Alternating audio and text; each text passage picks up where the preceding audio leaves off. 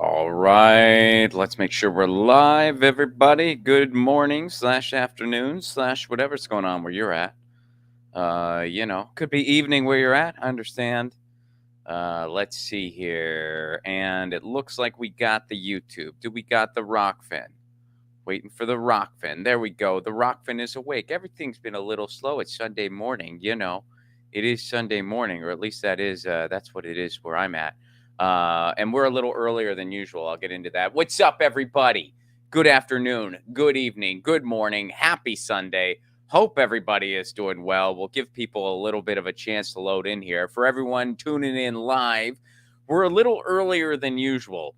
And the reason we're a little earlier than usual is because I have some pre production stuff to do for my movie today. And that conflicts with the usual time. We had to mess with the times a little bit. So sorry for that. But we are coming at you a little bit earlier than usual. And as things are moving forward with Left at Wall, this may happen on occasion because there may be some Sundays where I need to attend to some production matters. But good to see everyone. And for everyone listening to the podcast later, what's up? Leave us a 5-star review, would you? That would be most appreciated. Good to be here. We have a lot to talk about today. First of all, what's going on with Wells Fargo? And this might change by the freaking hour. But we're gonna jump into all of it. Oh, and as someone pointed out, it is daylight saving, so we jumped ahead. We all lost an hour of sleep last night. So happy daylight savings. I'm not exactly sure why we still do it. I do not have strong convictions one way or another. I'm just down to do whatever everyone else wants to do. I really don't have strong opinions. I know some people do. Some people, they have a really strong opinion about daylight savings one way or the other. And I don't know. People have explained it to me before. I don't really get it. But anyway, it's daylight savings. But we're going to be talking about Wells Fargo. We're going to be talking about the don't ban TikTok. The TikTok ban is actually moving forward. That's really freaking bad. We're going to talk about why. And then there's a few other. We're going to talk about net neutrality. We took a huge loss with Gigi Sohn. This one hurts. But we're going to start with Wells Fargo. And that might be what most of today's episode is about. Because, man, this is changing like by the minute. And there's a lot of stuff floating around here. So Wells Fargo, for anyone who hasn't heard yet, although there's a good chance you did, this was like really hitting the airwaves this weekend. Wells Fargo, a bunch of Wells Fargo's customers just randomly, their balances were not showing up. Deposits that they made were not showing up. And everything was out of whack. And for some people, this caused their balance to go into the negative. So they were getting fees on top of that. Wells Fargo was like, hey, you're in the negative. Here's some fees. And they're like, well, wait a second. You just randomly took a bunch of money out of my account. So everything was completely jacked up at Wells Fargo. Now, here's a press release, a news story from NBC News. So let's start here. What's Wells Fargo saying? Wells Fargo says it's a technical issue. So this is from NBC. Wells Fargo says a technical issue is causing customers to report missing deposits. The bank sought to reassure frustrated customers that their accounts remain secure and said it was working to resolve the issue. A technical issue was causing some Wells Fargo's customers to see missing deposits in their accounts. The bank said this on Friday. In response to complaints on Twitter, Wells Fargo representatives said that the issue may be leading customers to see incorrect balances or missing transactions. Wells Fargo said in a statement on Friday afternoon it was aware that some customers' direct deposit transactions are not showing on their account. And Wells Fargo said, we are working quickly on a resolution and apologize for the inconvenience. Okay, so Ron, why is this so breaking to you? Why are you? I mean, hey, look, let's be honest. Wells Fargo, they're a terrible, repulsive company. They are arguably, out of all the big banks, they are arguably the worst, which means like they're the worst of the worst of the worst. Like they're basically like the Mitch McConnell of banks. Like, hey, they're the worst. Like they're all bad, and this is the worst. But like being the worst politician, wow, that's quite a feat. Being the worst bank, wow, that's quite a feat. But hey, tech issues, that happens. What's the big deal? Well, here's the thing. There's some simultaneous things going on around the same time as this that kind of raises some eyebrows just a little bit. There's another thing going on at a place called Silicon Valley Bank where they basically went belly up. Why did they go belly up? Well, guess what? We're going to dive into this right now. Out of all places, folks, TMZ, I'm not kidding. TMZ did an okay Cliff Notes summary of what's going on. So, this is a sentence I never thought I would say, not sarcastically. We're going to go to TMZ for more. Never thought I'd say that. But this is actually a pretty good Cliff Notes of what happened. All right. So, Silicon Valley Bank, FDIC takeover, sparks bank runs, and Bank of America and Wells Fargo fears. Okay. So, Silicon Valley Bank collapsed this week. This happened earlier this week, forcing the feds to step in and take over, which is now having a ripple effect across the country. So, basically, what happened?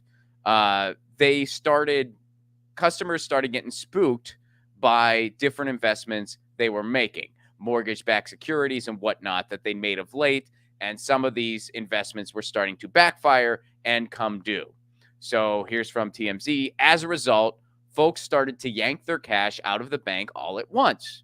So a bunch of people didn't like these transactions, didn't like these investments, were seeing some concerns. They started taking their money out, which translates to a good old-fashioned bank run, like the ones we saw during the Great Depression. So that's what basically everyone's like, we're done with this freaking bank. Some photos are starting to circulate on the internet. Lines were forming outside of Silicon Valley branches, especially in the Bay Area, and it was quite startling. People are trying to get their money. However, here's the deal. There's only a handful of guarantees they can make under federal law, and the key figure, of course, is $250,000. Now, the FDIC insures up to $250,000 for any given depositor. Anything more than that isn't promised back. And reports indicate much of SVB's clientele, typically steeped in the tech startup world, who have boatloads of assets deposited, might have way more than just that, which may be lost when the dust settles. So basically, they're only insuring up to $250K, which means the rest of the stuff might not have been backed up or secured at all. And it just so happens that that bank is in Silicon Valley, so they have a lot of startup folks, a lot of big techie folks who are investing large sums, and now that money is lost. And guess who that money is lost from? Rich people. Guess who's going to be really pissed off? Rich people. Guess who's going to have to answer for this? Well, the bank, because they have to answer to rich people. Guess who's going to pay the price? Not the bank or any of the CEOs who took millions out right before this happened. Regular people are going to pay the frickin' price. And be it in the form of having to have another bailout. We're going to have another bank bailout while we're doing diddly poo for people at home. And this is going to mess up things in lending. This is going to mess up investments. This is going to so this is going to basically harm. This is the one time where trickle down is actually a thing. The pain trickles down. It skips the rich and powerful and just goes straight to poor people.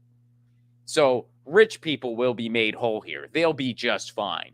The people with more than 250 in assets, they'll be made whole. But poor people will essentially pay the price for this, and the price they're paying is a bunch of bankers who were playing with everyone's money and ended up getting burned.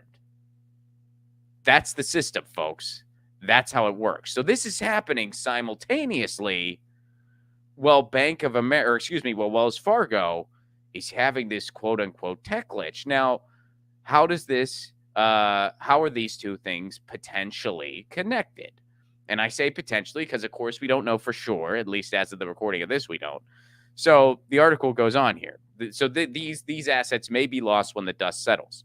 On top of this, there are now reports of Wells Fargo accounts freezing for people who are trying to withdraw and transfer funds. Bank of America is also getting swept up in this. Both are trending, with a lot of Twitter users suggesting everyone get their cash out ASAP. a technical issue, quote unquote, is causing some Wells Fargo's customers to see missing deposits in their accounts. Wells Fargo cited the technical issues their customers might be experiencing, but are saying not to panic. Bank of America so far has been quiet, but it also doesn't sound like any concrete thing has happened yet in their court, just speculation. So simultaneously, all of a sudden, this one bank goes belly up because they were overextending. They were making these investments. People were pulling their money. So all of a sudden, Wells Fargo is having this tech issue where people in Wells Fargo can't pull their money. What peculiar, odd timing. So here's something else that's going on simultaneously. You guys ready for this? Because this goes beyond just Wells Fargo, by the way, and beyond Silicon Valley. But check this out. Wall Street's 4 top banks just had 55 billion wiped off their market value in a single day. 4 of America's biggest banks. Now, this is from Markets Insider. So this isn't some conspiratorial rag. This is a business finance rag. This is what they're saying. 4 of America's biggest banks lost a combined $55 billion of market value in a single day as financial stocks plunged. U.S. bank shares took a beating Thursday amid fears of contagion effects from the turmoil at Silicon Valley and Silvergate. So this all happened on Thursday. When did Wells Fargo start messing with accounts? Friday. This tech glitch happened Friday. The market started collapsing on Thursday. So what weird timing.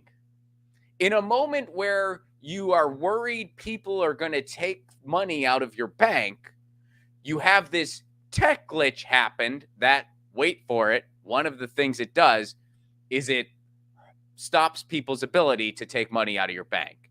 Isn't that weird? You're worried people are going to take money out of the bank, and then it just so happens a tech glitch happens where people can't do that. Wow. I mean, it's almost like a beautiful mistake. What a coinkydink. If this is all a coincidence, it's a hell of a coincidence, folks.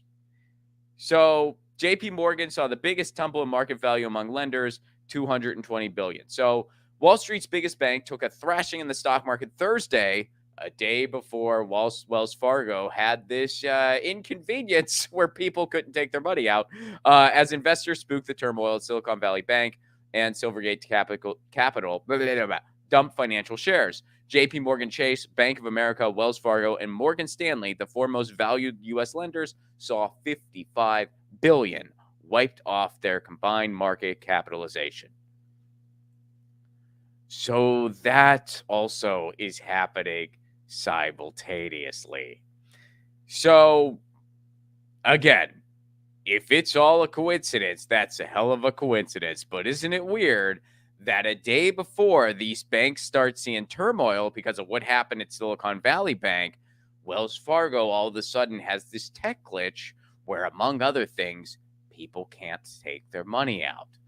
Now, maybe you're wondering, gee, has Wells Fargo ever done anything shady before that maybe we can expect some less than ethical behavior from them, even by the standards of the big banks?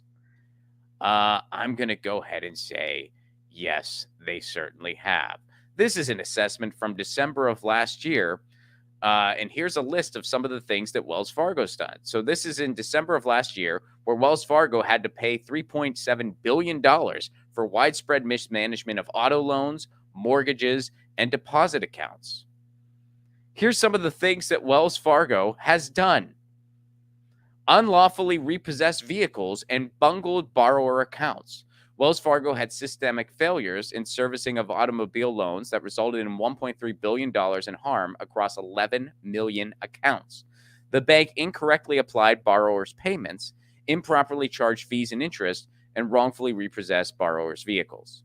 So they basically, people were making payments. Wells Fargo wasn't assessing those payments properly out of corruption, and then they would take people's vehicles back. So basically, they were getting money for loans, and they were still getting the asset because they were claiming people were making payments, but they were. Improperly denied mortgage modifications. During at least a 7-year period, the bank improperly denied thousands of mortgage loan modifications, which in some cases led to Wells Fargo customers losing their homes. Illegally charged surprise overdraft fees. For years, Wells Fargo unfairly charged surprise overdraft fees charged even though consumers had enough money in their account. Unlawfully froze consumer accounts and misrepresented fee waivers. The bank froze more than 1 million consumer accounts based on a faulty automated filter's determination that there may have been a fraudulent deposit, even when it could have taken other actions that would not have harmed customers. Customers affected by these account freezes were unable to access any of their money in accounts at the bank for an average of at least 2 weeks. So, through no fault of your own, you don't have access to your bank account for 2 weeks. Now, another thing they did was they were making a bunch of fake accounts at one point. They hired a bunch of people to make fake accounts so they could profit off of those fake accounts. So they were making fake accounts for people. Then when they got caught doing it, who did they take it out on? The people they hired in order to do such a thing. Those people didn't know exactly what they were doing. They were just following orders. They took it out on them. They said these people took it upon themselves to start making fake accounts. Even though they had to make these accounts, they had a quota they had to reach or they got fired. They took it out on the workers. So that's what Wells Fargo does. That's the type of again, all the big banks are unethical as hell. But Wells Fargo is arguably the worst of the worst. And hey, I'm not a financial advisor. I don't pretend to be. But for what it's worth, if it's worth anything to you, if you can avoid Wells Fargo, I recommend doing so. I understand not everyone can avoid the big banks. I understand that. I'm not, I get it. Maybe you live in an area that's the only option. I get it. I'm lucky. I live in an area where there are a lot of credit unions available. There's even a credit union meant for people in the entertainment industry. There's all kinds of different credit unions out there. So it's easy for me to avoid the big banks, pretty significantly. So I'm lucky in that regard. I know not everyone is in a similar situation. Maybe you live in a rural area. That's all there is. I get it. If you can avoid Wells Fargo, I highly recommend doing so. If you have any other option, I know none of them are good options, but if you have any not Wells Fargo option, I would go with that not Wells Fargo option, even if it is a similar big bank, which they're all terrible. Just by 2 cents. I mean, take it or leave it. But so that's all the stuff that's going on here. All these things are simultaneously going on. And Wells Fargo has this technical error. So, man, if it's a coincidence, it's a hell of a coincidence. All right. So that is what's. Oh, and here's one last thing I want to show you guys. Let me see if this works. So I wanted to go this morning to see if anything changed. And this is kind of peculiar. I want to see if it still does this. So this is live tweets, all right? So sometimes like you just type in something in the search bar and you see what comes up. So let me see if this is happening again because it always changes. It's not coming up. All right. Okay. So never mind. Yeah. All right. Never mind. I was getting a thing happening where they were, yeah. All right. Yeah. It's not happening. I did a live Twitter search a little bit earlier and it was, the same tweets were coming up from different users. And there were like multiple users who were tweeting, they were tweeting things like people at my Wells Fargo were in line for like a block trying to get their money out. But it was all the exact same tweet from different users, like same commas in the same places and everything, which means it was likely some like bots or some like paid agitators. But paid by who, right? Like maybe one of the other big banks was behind it, but now it's not coming up for me, so I can't show it to you. Yeah, it's not coming up now. Here, I'll show you what is coming up. But I did the live search again, and the same thing's not coming up. Maybe because they were like bot accounts and they got deleted or something. I have no idea. But it was just peculiar to me that it's like, okay, now they're all tweeting the same thing, but it's not happening now. Here's the search for live tweets by Wells Fargo at the moment. But you do see a lot of people say they want to take their money out of it. All right. So anyway, moving on to some other stories, folks. This hurts. All right. Let's go to this. This one hurts.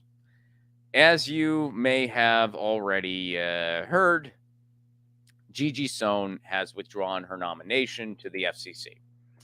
Talked about this week a good bit already. I did a short beach video about it. I've not talked about it on the regular stream yet, so here we are.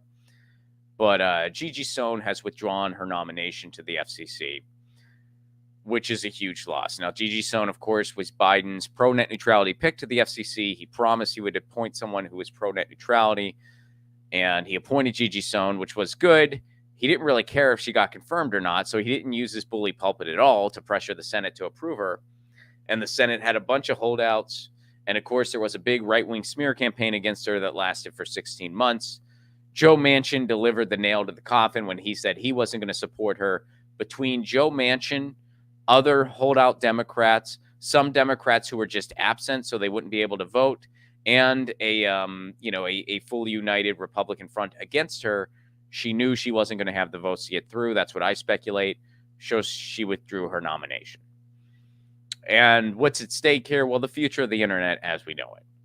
We already are seeing what a loss of net neutrality means. In Texas, they're trying to get internet service providers, i.e. the big cable companies, to literally censor abortion information off the internet.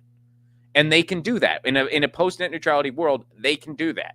Because the Comcast and AT&Ts in Texas, whatever companies are there, they are not bound by net neutrality laws. So Texas can be like, hey, you have to censor this abortion information or you can't do business here. They would have to follow that law whether they wanted to or not. That's what can happen in a post-net neutrality world. Also, those internet service providers can throttle certain websites and let others load at a better speed. They can do that in a post-net neutrality world. So what would losing net neutrality really cost us? The internet. Because it could make our internet look like cable television 2.0. We could conceivably live in a future where the only websites that load are Amazon, CNN, Fox News, and MSNBC, and everyone else is just screwed. So that's what's at stake here, folks. And now, yeah.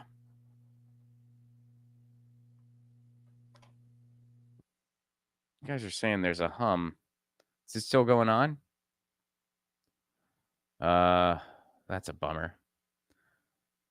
Someone said there's a hum going on in the stream. Is it still audible? Let me know if that's still going on. Hopefully it was just a cable loose or something like that. All right. Other people are saying they don't hear it. Some people are saying they do. Oh, it just stopped. All right. Okay. Yeah, cable might have been loose. All right. Well, sorry about that, folks. So that's what's going on with Gigi Sohn. So the next stop here is getting Biden to promise, or actually making Biden keep his promise and appointing a pro-net neutrality FCC. Because what they're going to try to do, they're going to try to wait out the clock where they don't nominate anyone. And then if, say Ron DeSantis or Donald Trump becomes president in 2024, well, they're not bound by such a promise to have a pro-net neutrality FCC. So there won't be a pro-net neutrality FCC appointee. They'll get an anti-net neutrality FCC appointee, which means they'll continue what they're trying to do, which is undo all the work of net neutrality. So let's go to another piece of tech policy in the digital rights space. You guys know that there is a policy out there to potentially ban TikTok. It made it out of committee. It's not based on data privacy or anything like that. It's just based on fear mongering about China. It's a bunch of xenophobic nonsense, fresh off the paranoia of the so-called spy balloons that I guess were tallying Walmarts through the middle of the country. Now it made it out of committee. A lot of people were thinking it's ridiculous. You were thinking it might not go anywhere. Well, here's some bad news, folks. Guess what? It was mostly Republicans behind this thing. But if there's one thing we know about bipartisanship means that Republicans have a shitty idea and Democrats are willing to help them sell it. So here's what's going on. Democrats come around on TikTok ban, reflecting willingness to challenge China. So Democrats are cool with it now, basically. More Democrats in Congress have been vocally supportive of banning Chinese-backed TikTok in the U.S. in recent months, reflecting what experts say is an increased willingness to challenge Beijing and crack down on the massively popular video app. The growing number of Democrats backing a TikTok ban has coincided with rising tensions with China and renewed national security concerns over the vast trove of data TikTok collects on its millions of American users. Information that officials warn could be accessed by the ruling Chinese Communist Party. Now, ByteDance, TikTok Beijing's based parent company, has said that the company protects user data and does not share information with the Chinese government. And by the way, the TikTok company in the US is a US run company. So the US branch of TikTok is a US run company.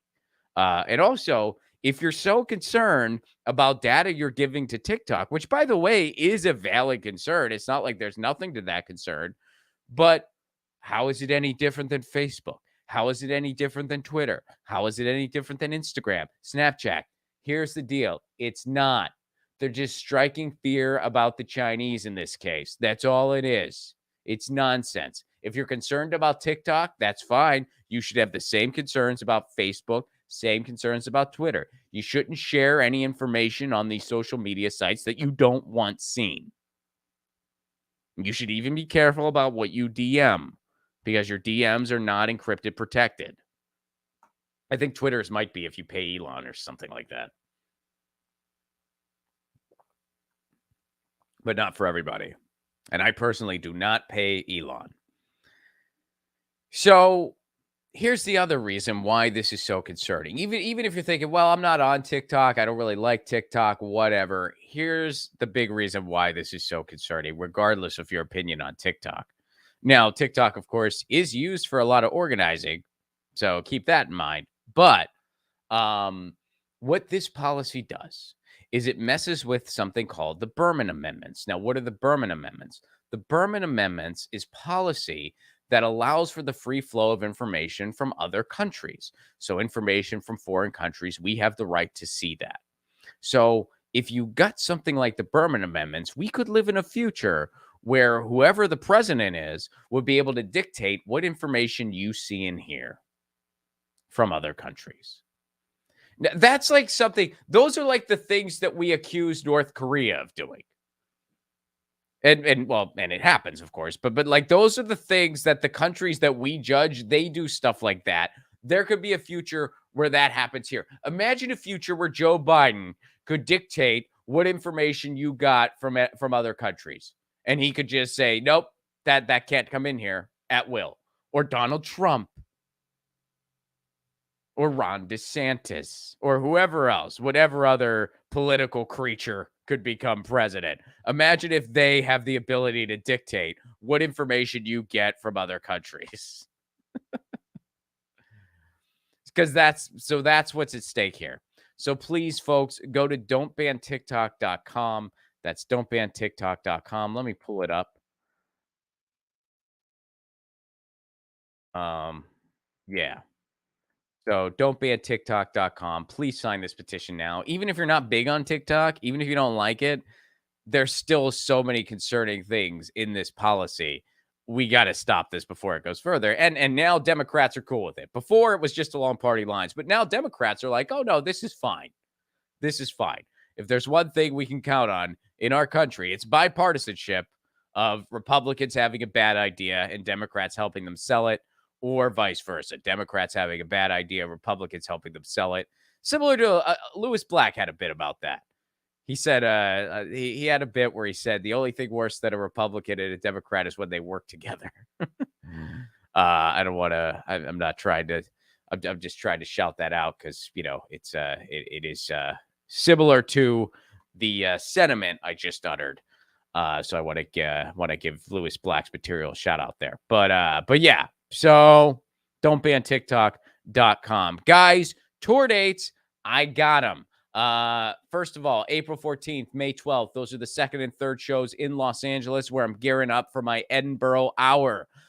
June 16th, Madison, Wisconsin. June 17th, Minneapolis, Minnesota. June 23rd, Detroit. Hold the date. I will be in Detroit on June 23rd. Tickets are not available yet. They'll be available soon. June 29th, Chicago, Illinois. For Chicago, Minneapolis, and Madison, there's an early bird special going. Get tickets now. Use the promo code Lucy at checkout. That's just until the end of this month. That's till the end of March. Then the early bird special goes away. So don't wait. Get your tickets now. Don't wait. Save some cash. Get them now. RonPlacone.com for all tickets. And Edinburgh, Scotland. I will be at the Edinburgh Fringe Festival August 16th through 27th. My shows are 4 p.m. daily. That's 4 p.m. each day, August 16th through 27th at the Little Cellar of the venue 32 Below. I will be announcing all those details very soon. I'm just finalizing all the things are getting approved for the program and stuff like that. But Edinburgh, mark your calendars. I will be at the Edinburgh Fringe Festival. I will see you there. And yeah, tickets and all information, ronplacone.com. If you want to support this show on the sustainability end, best thing to do, become a patron. Patreon.com/ronplacone. For a give what you can level, you get all kinds of exclusive content. You get the patron stream each week. You get full stand-up clips not available anywhere else. You get all kinds of fun stuff. You get a performance. You get to see my performance of Lucian the Satirist in its entirety. And of course, you get to, you're going to get to see stuff coming up with Loner before anyone else. Once we finish Loner, you guys will get to see the next episode before anyone else does. And that's all for a give what you can level. Patreon.com/Ron Placone.